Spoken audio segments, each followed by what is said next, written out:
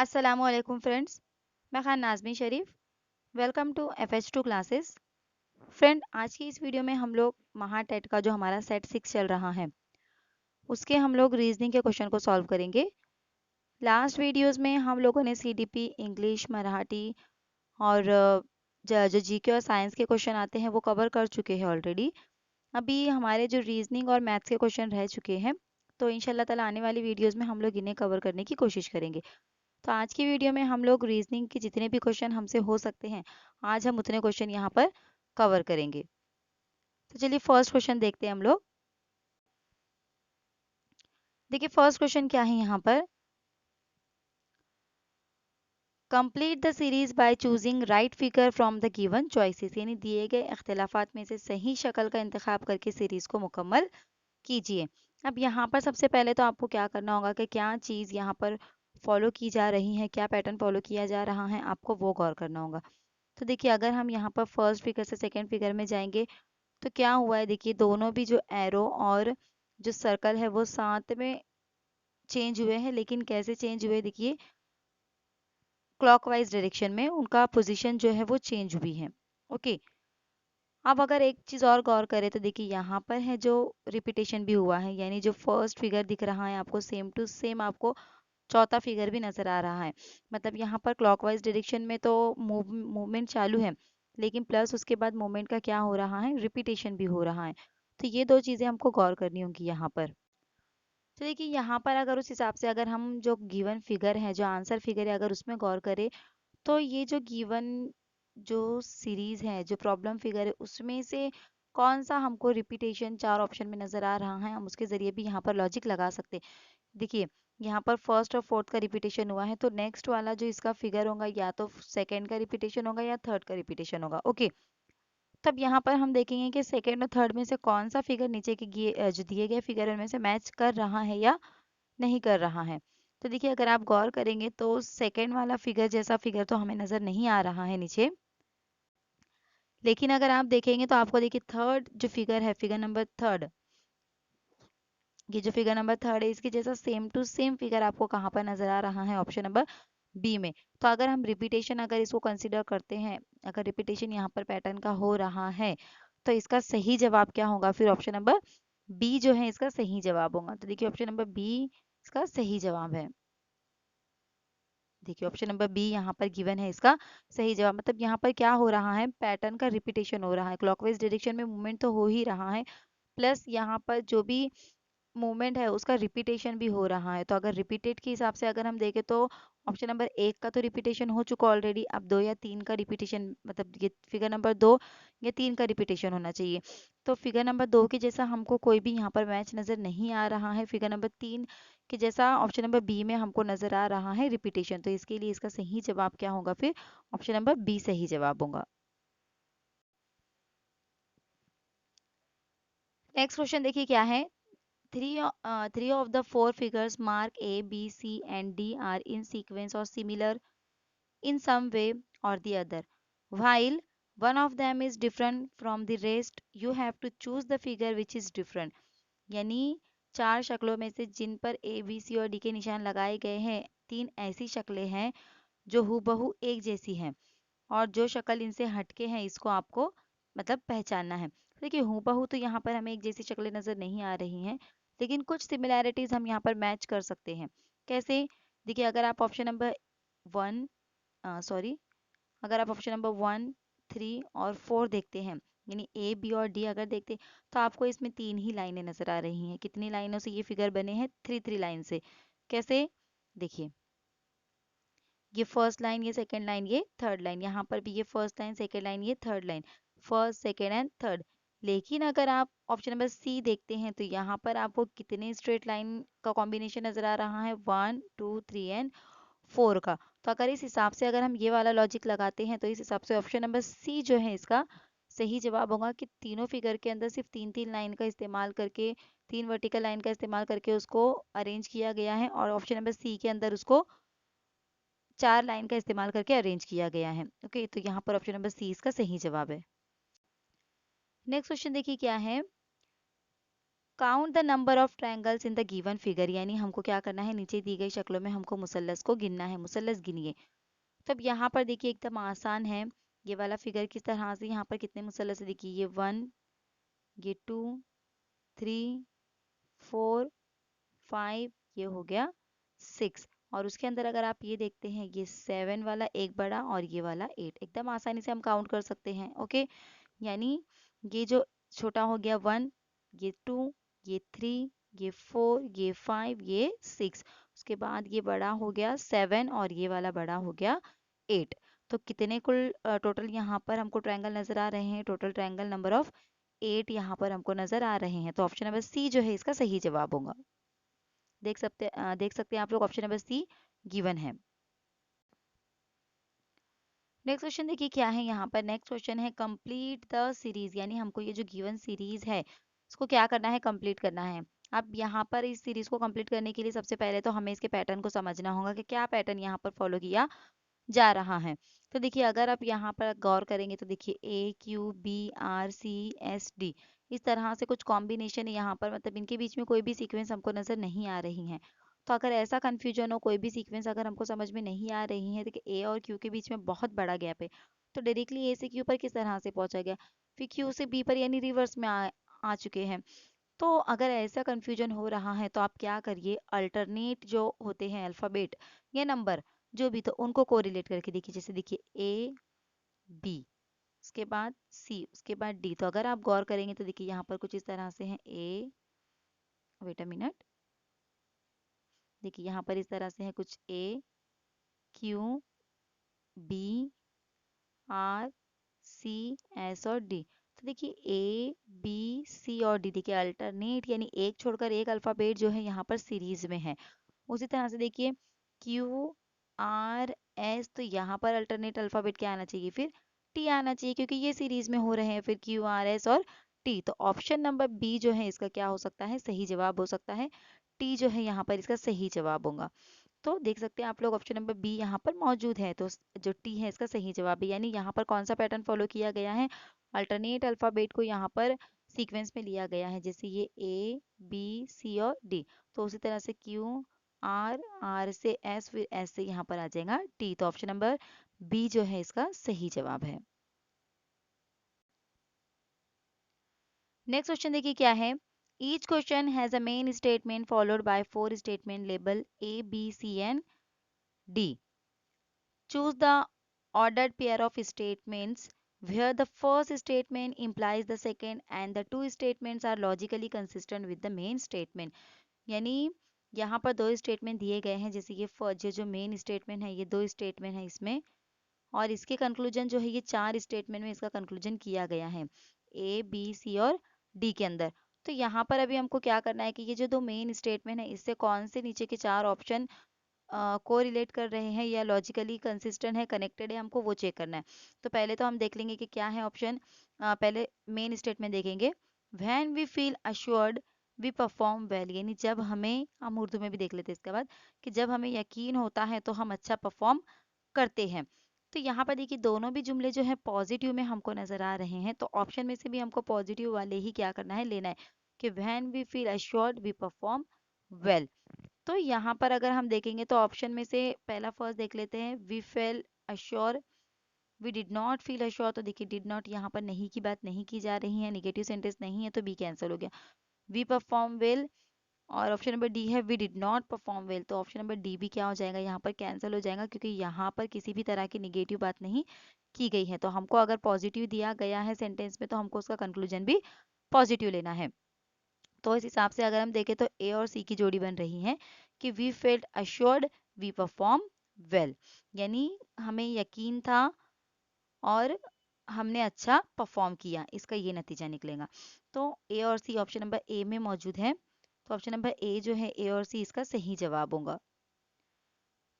तो देखिए आप देख सकते हो ऑप्शन नंबर सी यहाँ पर, सॉरी ऑप्शन नंबर ए यहाँ पर मौजूद है, ए और सी इसका सही जवाब है। नेक्स्ट क्वेश्चन देखेंगे क्या है, नेक्स्ट क्वेश्चन है, below in each question are given two statement one and second, these statements may be either independent causes or may be effect of independent causes.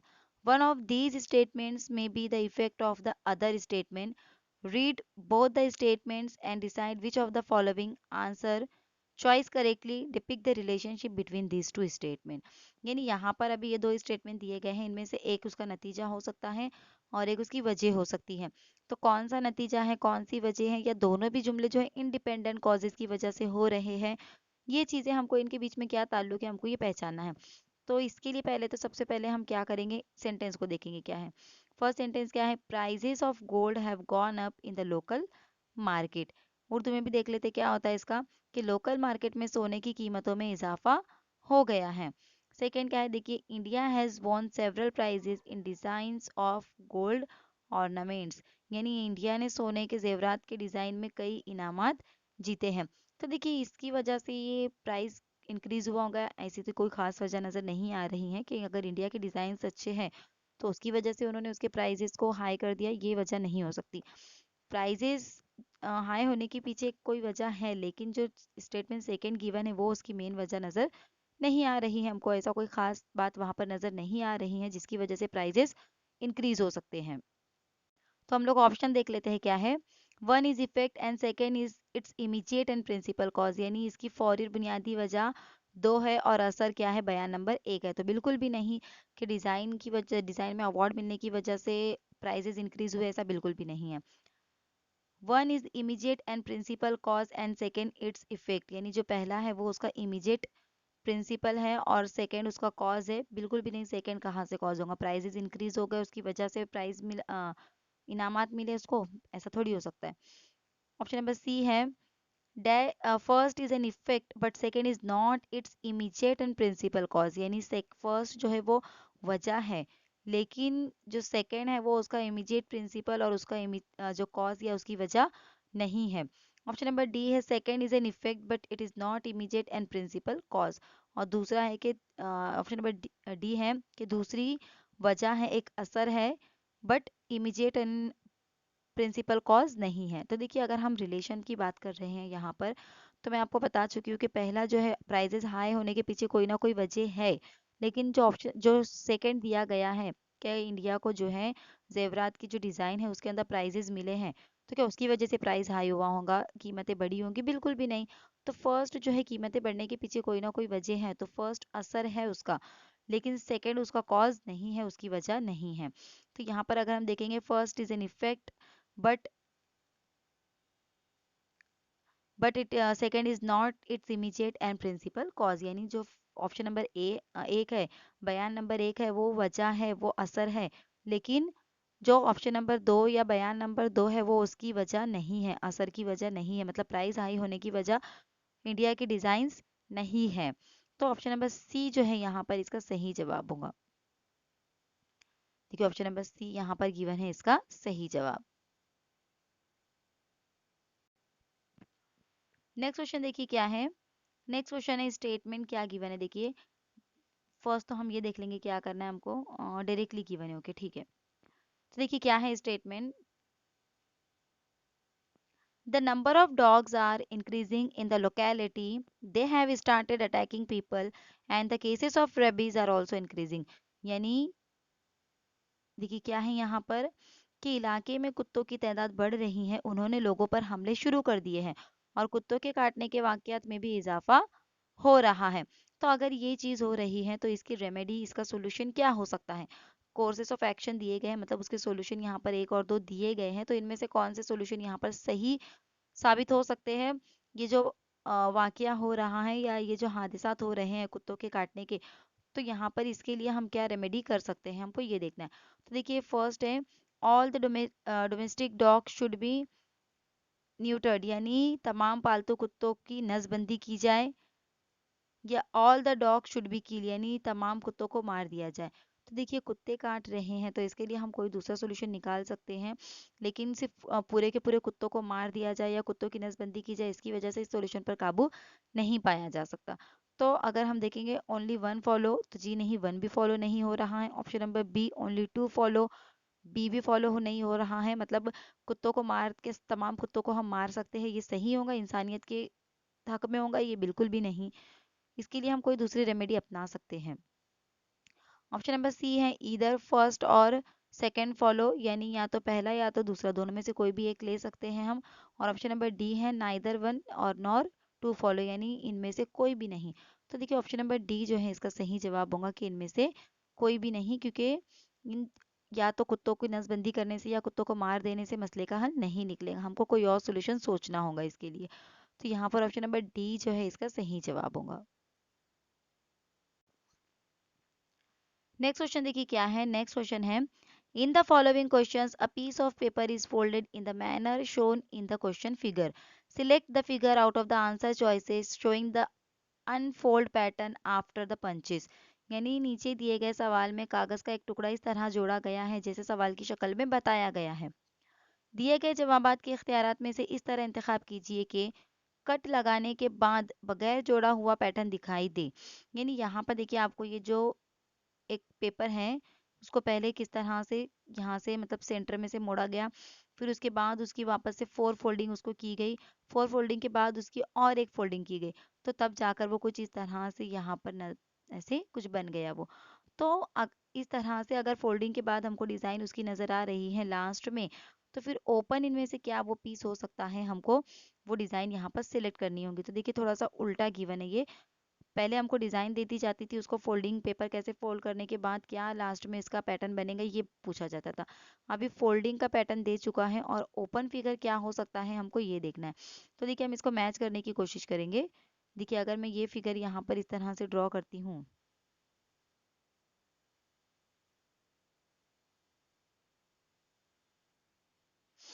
देखिए अगर आप इस पे गौर करेंगे और यहाँ पर अगर मैं इस तरह से इसकी फोर फोल्डिंग करती हूँ और बीच में से यहाँ से भी एक इसकी फोल्डिंग होती है, मतलब ये डिज़ाइन जो है ऊपर, देखिए यहाँ से एक फोल्डिंग हो रही है हमारी, यहाँ से एक फोल्डिंग हो रही है, ओके।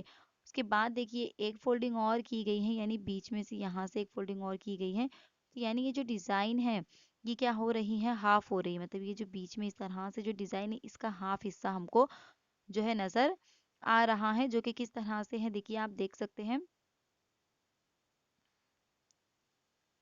ये इस तरह से यहाँ पर इनका फोल्डिंग है और ये यहाँ पर इस तरह से फोल्डिंग है, ओके। उसके बाद एक और फोल्डिंग की गई है ना यहाँ पर, तो उसकी वजह से जो है ये इस तरह से कुछ यहाँ पर फिगर बन रहा है। मतलब ये जो गिवन है ये इसी का जो है आधा पार्ट है। तो अगर बाकी के फिगर अगर हम गौर करते हैं, बाकी के फिगरों को अगर हम देखते हैं, तो यहाँ पर देखिए सर्कल भी है, लेकिन इसमें हमको कहीं भी छोटा सा सर्कल नजर या सर्कल का हाफ हिस्सा नजर नहीं आ रहा है। यहाँ पर भी अगर हम इसके चार इक्वल पार्ट अगर करने की कोशिश करते हैं, तो बीच में कहीं ना कहीं तो हाफ सर्कल हमको नजर आएंगे, मतलब कुछ ऐसी डिजाइनें बनी है ना वो। तो जब चार हिस्से अगर करेंगे तो कहीं ना कहीं सर्कल का हाफ पार्ट तो हमको दिखाई देगा।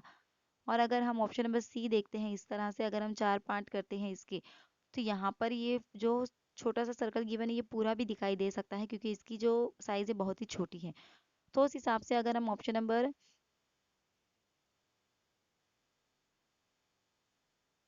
देखिए अगर हम इसको ऑप्शन नंबर को यहाँ पर अगर गौर करते हैं इस तरह से, तो देखिए यहाँ पर अगर हम गौर करते हैं इसको, तो हमको यहाँ पर ये चीज़ नज़र आ सकती है इस तरह से। देखिए उसके बाद उन्होंने क्या किए, बीच में से एक और, मतलब देखिए ये चार फोल्डिंग हो गई, उसके बाद यहाँ से एक और फोल्डिंग उनकी हुई है, तो ये एक और फोल्डिंग होने के बाद इस तरह से डिज़ाइन बनी है। देखिए किस तरह से यहाँ पर ये ऐसे कुछ बना है। देखिए फिर उसके बाद ये ऐसे ऐसे नज़र आ रहा है कि आपको यहाँ पर देखिए एक बार, देखिए इस तरह से ये फोल्डिंग हुई है, उसके बाद एक फोल्डिंग यहाँ से भी हुई है। तो उसकी वजह से देखिए किस तरह से पैटर्न बन रहा है। फिर देखिए ये कुछ यहाँ पर इस तरह से लाइन, फिर यहाँ पर इस तरह से लाइन और ये यहाँ पर इस तरह से। तो देखिए आप देख सकते हैं सेम टू सेम आपको यहाँ पर ये नज़र आ रहा होगा।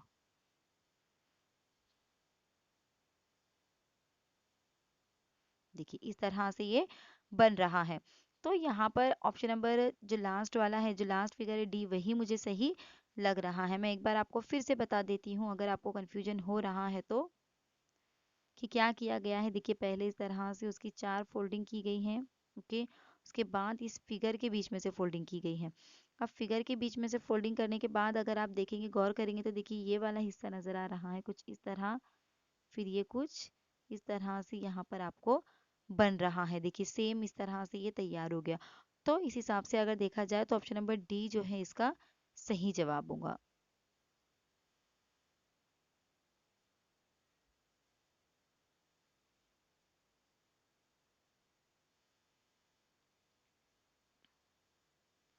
तो देखिए आप देख सकते हैं ऑप्शन नंबर डी जो है यहाँ पर इसका सही जवाब गिवन है, तो ऑप्शन नंबर डी है इसका सही जवाब। नेक्स्ट क्वेश्चन देखिए क्या है।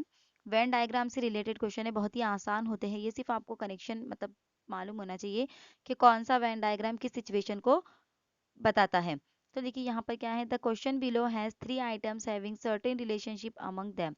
The same relationship is expressed by sets of circle, each circle represent one item irrespective of its size, match the item with right set of circle. यानी यहाँ पर हमको तीन चीजें दी गई हैं, जैसे कि ये है वेजिटेबल, फ्रूट एंड ब्रिंजल।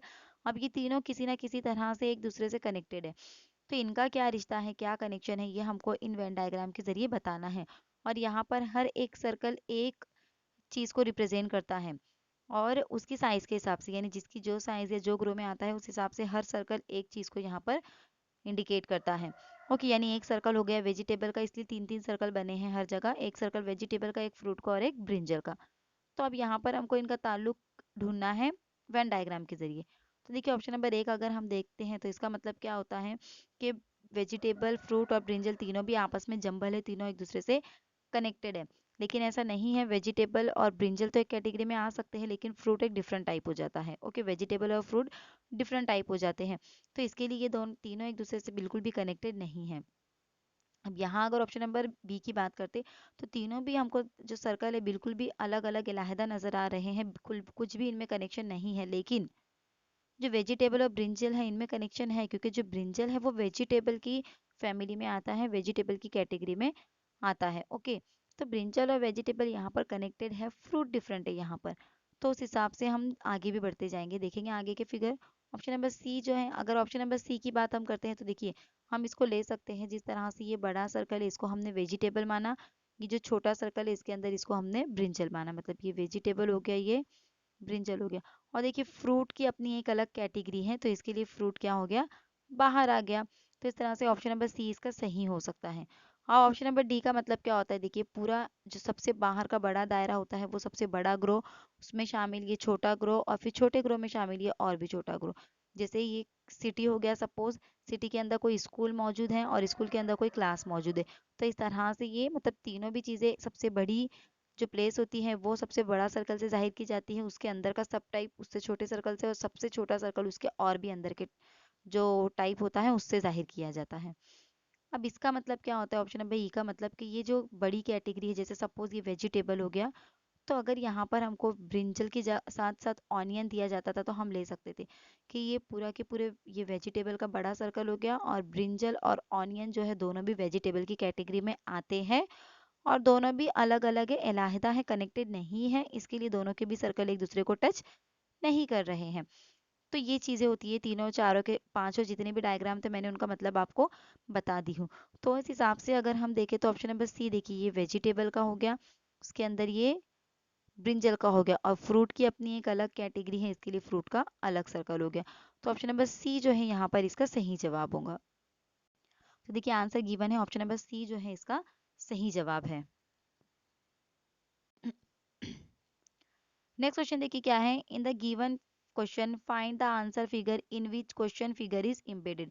यानी दिए गए सवाल में जवाब वाली शक्ल दरियाफ्त कीजिए जिसमें सवाल वाली शक्ल सराहियत कर गई है। यानी ये वाला जो फिगर है हमको क्या करना है, कहाँ पर छुपा हुआ है हमको उसको ढूंढना है। ओके, तो देखो ढूंढने की भी ज़रूरत नहीं है, हमको डायरेक्टली मिल गया वो। थोड़ा सा फिगर में बड़ा करके बताती हूँ आपको, देखिए अगर इस तरह से फिगर को मैं बड़ा कर देती हूँ तो आप देख सकते हैं कि इस तरह का फिगर हमको कहाँ नज़र आ रहा है। देखिए देखिए यहाँ इस तरह से, तो देखिए आपको यहीं पर मिल गया ये फिगर। तो ऑप्शन नंबर ए के अंदर ही ये फिगर क्या है, छुपा हुआ है। तो ऑप्शन नंबर ए जो है इसका सही जवाब होगा। एक बार और बता देती हूँ, देखिए कुछ इस तरह से, इस तरह से, देखिए यहाँ यहाँ यहाँ, देखिए इस तरह से ये बन रहा है। तो ऑप्शन नंबर ए के अंदर ही ये मौजूद है, तो ऑप्शन नंबर ए जो है इसका सही जवाब होगा। तो देखिए ऑप्शन नंबर ए यहाँ पर गिवन है, इसका सही जवाब जो है वो ऑप्शन नंबर ए है। ओके, तो इस तरह से बस ऐसे फिगर, ऐसे सवालात जो होते हैं बहुत ही आसान होते हैं, तो आपको ज़्यादा गौर करने की ज़रूरत नहीं होती है, बस आपको देखकर आपको अंदाज़ा लगाना है कि किस तरह से वो दूसरे फिगर में छुपा हुआ है।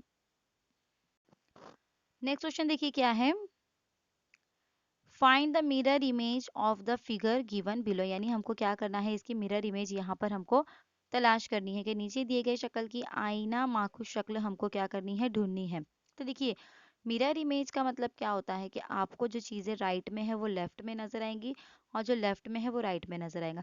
यानी आप देखिए इसकी जो पोजीशन है यहाँ पर, ये जो पोजीशन है, ये राइट वाली पोजीशन जो है, आप कहाँ पर चली जाएंगी, लेफ्ट में चली जाएंगी, यानी ये इस तरह से है। तो यहाँ पर ये जो है इस तरह से यहाँ शिफ्ट हो जाएगा लेफ्ट में।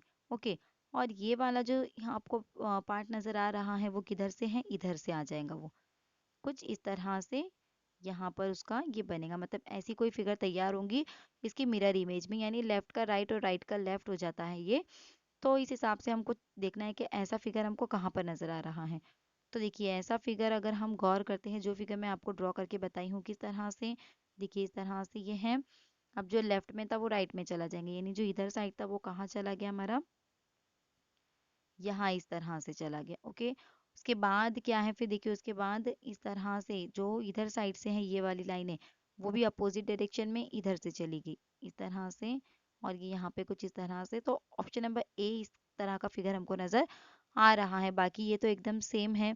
इसमें अगर आप देखेंगे, गौर करेंगे, तो ये पार्ट काफी छोटा हो गया है, जबकि यहाँ पर ये पार्ट काफी बड़ा दिया गया है। और यहाँ पर इस फिगर को कंपेयर करेंगे तो जो अंदर वाला जो पार्ट गिवन है, जो डिजाइन है, वो सिर्फ अंदर तक ही है, जबकि सवालिया फिगर के अंदर अगर आप देखते हैं तो ये डिज़ाइन बाहर तक आ रही है, लेकिन इसमें अंदर ही फिनिश हो गई है। तो ये भी नहीं हो सकता, ये तो सेम टू सेम है, ये भी नहीं हो सकता, और ये वाले में भी प्रॉब्लम है यहाँ पर इस तरह से।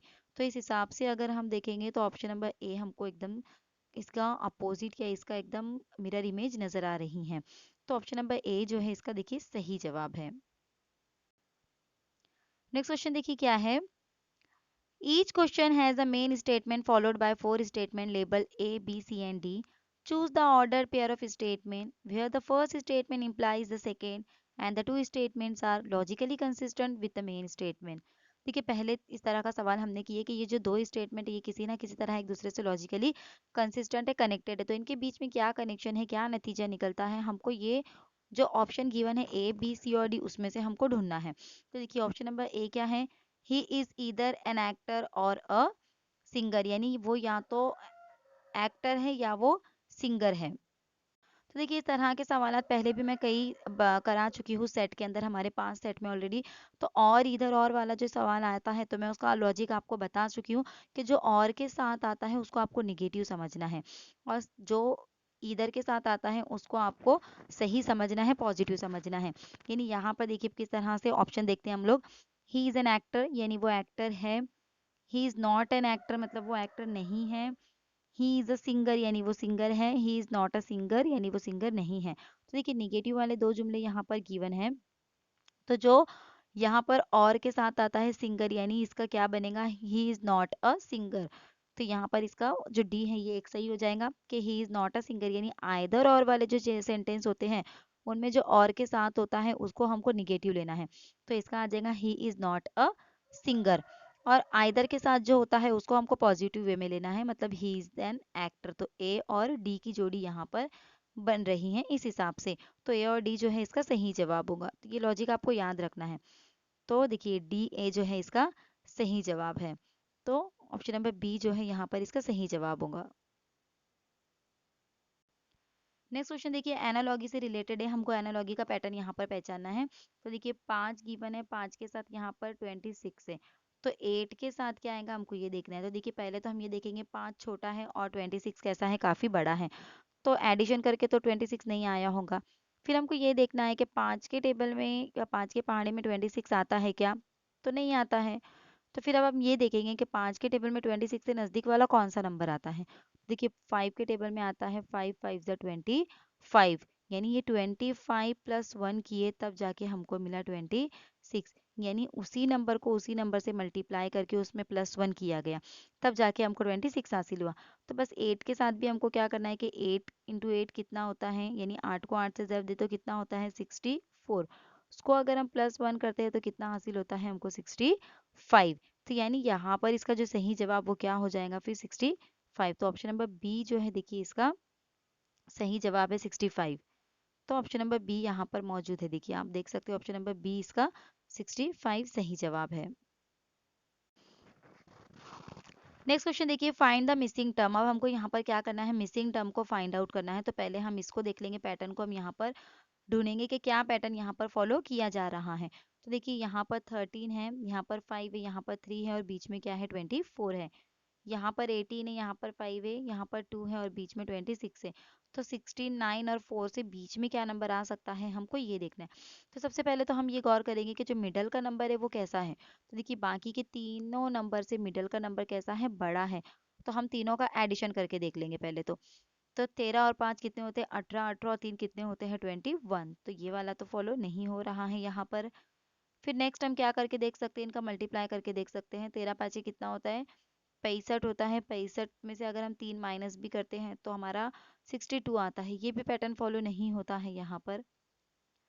अब हम देखिए क्या कर सकते हैं, आप गौर अगर करेंगे तो 3 या 5 दोनों में से किसी के भी टेबल में 24 आता है क्या, ये देखेंगे, हम चेक करेंगे। क्योंकि 13 के टेबल में तो नहीं आता है, ये हमको पक्का पता है। तो 3 और 5 में से किसके टेबल में आता है हम ये देखेंगे। देखिए इनमें से जो है 3 के टेबल में आता है। किसके टेबल में आता है 24, 3 के टेबल में, यानी 3 का मल्टीपल है। अगर हम 3 को किसी नंबर से मल्टीप्लाई करें तो हमको 24 हासिल हो सकता है। तब वो देखना है हमको कि 3 के टेबल में 24 कितने नंबर पर आता है। तो 3 के टेबल में आता है 8 नंबर पर। यानी अब ये 8 नंबर कहाँ से हासिल हुआ हमको ये गौर करना है। तो अब 3 का तो लॉजिक लग गया। ये दोनों नंबर अगर हम देखेंगे तो 13 में से 5 अगर मैं माइनस करती हूँ, 13 माइनस 5 करती हूँ तो मुझे मिलता है 8। और 8 इंटू ये वाला 3 में करती हूँ तो मुझे मिलता है 24। यानी ये 24 यहाँ से आया। क्या किया गया देखिए, ये दो नंबरों का माइनस किया गया, जो भी हासिल आया तो उससे उसको क्या किया गया, इस नंबर को मल्टीप्लाई किया गया। तो यही चीज़ हमको आगे चेक करनी है। देखिए 18 में से 5 जाते हैं, कितने बचते हैं 13 बचते हैं, कितने 13। अब 13 को 2 से मल्टीप्लाई करना है तो 13 टू ज़ा कितने होते हैं 26। तो देखिए यहाँ पर 26 मौजूद है। बस यही हमको करना है। 16 में से 9 अगर जाते हैं तो कितने बचते हैं हमको ये देखना है। तो देखेंगे हम 16 में से 9 जाके कितने बचते हैं। तो 16 में से 9 जब जाते हैं तो यहाँ पर रिमेनिंग रहते हैं 7, यानी कितना बचता है 7। अब ये 7 को हमको क्या करना है, इस 4 से मल्टीप्लाई करना है, यानी 7 इंटू 4 हमको करना है। तो 7 चौक कितने होते हैं 28 होते हैं। तो 28 जो है यहाँ पर ब्लैंक स्पेस पे आना चाहिए। तो देखिए ऑप्शन नंबर बी में मौजूद है 28। तो ऑप्शन नंबर बी जो है इसका सही जवाब होगा। ओके, तो ऑप्शन नंबर बी जो है देखिए यहाँ पर इसका सही जवाब है। नेक्स्ट क्वेश्चन देखिए क्या है, which one of the following represent अलमारी सोफा और फर्नीचर। यानी अलमारी सोफा और फर्नीचर का जो ग्रुप है उसको इनमें से कौन सी शक्ल रिप्रेजेंट कर सकती है। तो देखिए इसका मतलब क्या होता है, मैं आपको बता चुकी हूँ कि तीनों एक दूसरे से अगर जंबल है, कनेक्टेड है तो हम ले सकते हैं। लेकिन देखिए यहाँ पर अलमारी सोफा और फर्नीचर अगर हम देखेंगे तो ठीक है, फर्नीचर में अलमारी और सोफा आ सकते हैं फर्नीचर की कैटेगरी में। लेकिन क्या तीनों एक दूसरे से एकदम इस तरह से जुड़े हुए हैं, आपस में जंबल है, बिल्कुल भी नहीं। अलमारी का अपना अलग काम है, सोफे का अपना अलग काम है। तो ये तो नहीं हो सकता। थर्ड वाला अगर हम देखेंगे यहाँ पर तो इसका मतलब क्या होगा, सॉरी सेकंड वाला, कि एक सबसे बड़ा ग्रुप, यानी जैसे कि इंडिया हो गया, इंडिया के अंदर ये महाराष्ट्र हो गया, महाराष्ट्र के अंदर ये मुंबई हो गया। तो इस तरह से मतलब सबसे बड़ा ग्रुप, फिर उससे छोटा, फिर उससे छोटा, इस तरह से इसको रिप्रेजेंट किया जाता है। ऑप्शन नंबर सी अगर हम देखते हैं तो तीनों भी फिक्स सर्कल बिल्कुल भी अलग है, एक दूसरे को ना टच कर रहे हैं ना एक दूसरे में जुड़े हुए हैं। तो इसका मतलब है कि तीनों भी चीज़ें अपनी अपनी इंडिपेंडेंट है। लेकिन यहाँ पर अगर हम देखेंगे तो अलमारी और सोफ़ा जो है ये फर्नीचर की कैटेगरी में आते हैं।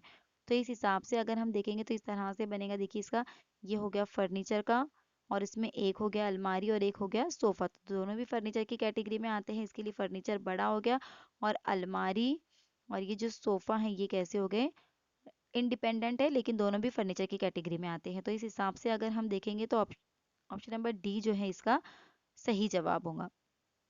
तो देखिए ऑप्शन नंबर डी जो है इसका सही जवाब है। तो आज के लिए इतना ही। आगे के रीजनिंग के क्वेश्चन हम आने वाली वीडियोस में कवर करेंगे। आज की वीडियो आपको कैसी लगी? आपको जो क्वेश्चन बताए गए अगर वो आपको समझ में नहीं आते हैं तो आप मुझे कमेंट करके बता सकते हैं। कहीं भी कोई भी अगर चीज़ आपको कोई सजेशन देना है, कुछ आपको लगता है कि आपको कुछ एडवाइस देनी है तो आप मुझे कमेंट करके दे सकते हैं। अगर आपको वीडियोस अच्छी लगती है तो लाइक शेयर और चैनल को सब्सक्राइब ज़रूर कीजिए। मुझे दुआ में याद रखिए। अल्लाह हाफिज़।